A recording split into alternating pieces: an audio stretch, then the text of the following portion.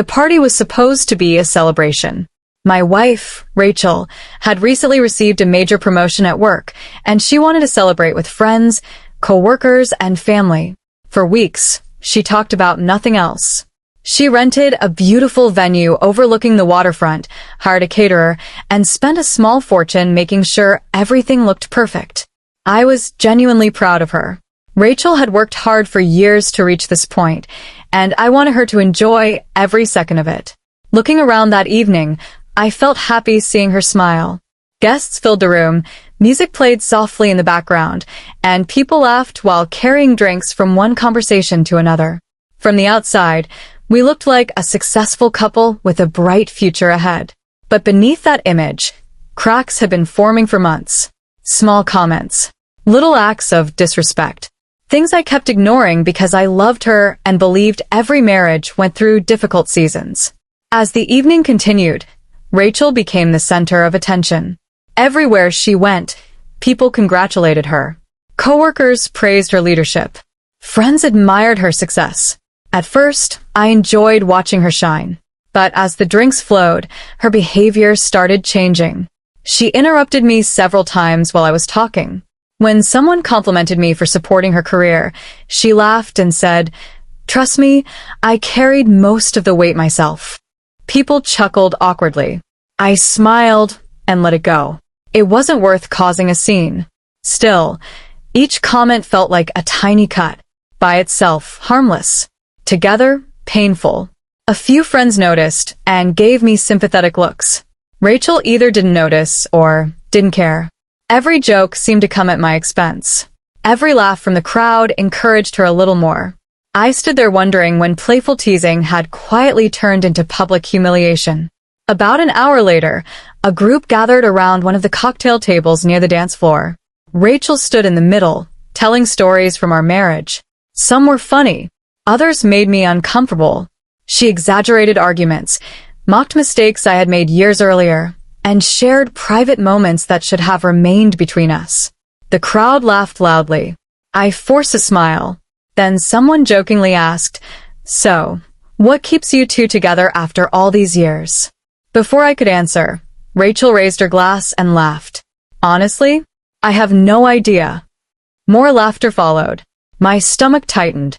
The woman standing beside her glanced at me with obvious discomfort. I looked down at my drink and reminded myself to stay calm. But inside, something was changing. I was growing tired of being the evening's entertainment. Then came the moment that changed everything. Rachel looked directly at me, smiling confidently, clearly enjoying the attention. She swirled her wine glass and laughed. "You know," she said loudly, "I could leave you right now and still be perfectly happy." The words hung in the air. At first, some guests laughed automatically, assuming it was another joke. But the laughter faded quickly. Something about her tone felt different. Too real. Too sharp. I noticed several people glance at each other. A few lowered their eyes. Even Rachel's closest friend suddenly looked uncomfortable. Rachel, however, kept smiling. She expected me to laugh along like I always did. She expected me to absorb the embarrassment and protect her from the consequences of her own words. Instead, I looked directly into her eyes. For the first time all night, I felt completely calm. Not angry, not hurt, just clear. Months of frustration seemed to settle into a single moment of certainty. I nodded once and replied quietly, "Then get out." My voice wasn't loud, but somehow everyone heard it. The room instantly fell silent. Conversation stopped. Music suddenly seemed distant. The smile froze on Rachel's face. She blinked, clearly unsure whether she had heard me correctly. For several seconds, nobody moved. Nobody spoke. The atmosphere shifted, so dramatically it felt as though the air itself had changed. Rachel laughed nervously. "Oh, come on," she said. I was joking, but her voice sounded weaker now. Less confident. She looked around for support, expecting someone to rescue her with another laugh. Nobody did. I remained calm. "Maybe," I replied. "But jokes are supposed to be funny." The silence deepened. A man standing nearby slowly set his drink on the table. Someone else stared at the floor. Rachel's face lost color. For the first time that evening, she realized she wasn't controlling the room anymore. The audience she had entertained all night had stopped laughing. She stepped closer and lowered her voice. "Ethan, don't do this." There was fear in her eyes now. Real fear. Not because I was yelling or causing a scene. Quite the opposite. My calmness frightened her. Rachel was used to arguments. She was used to me explaining, defending, forgiving. But she wasn't used to this version of me. A version that simply accepted her words at face value. "I'm not doing anything," I said softly. "You said it. I just listened." Her mouth opened slightly, but no words came out.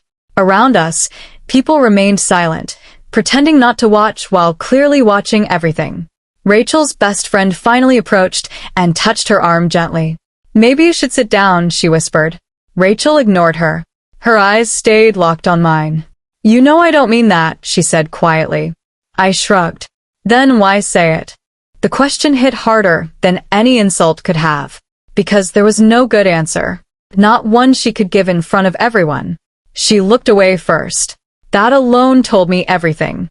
Somewhere along the way, she had become comfortable treating me poorly because she believed I would always tolerate it.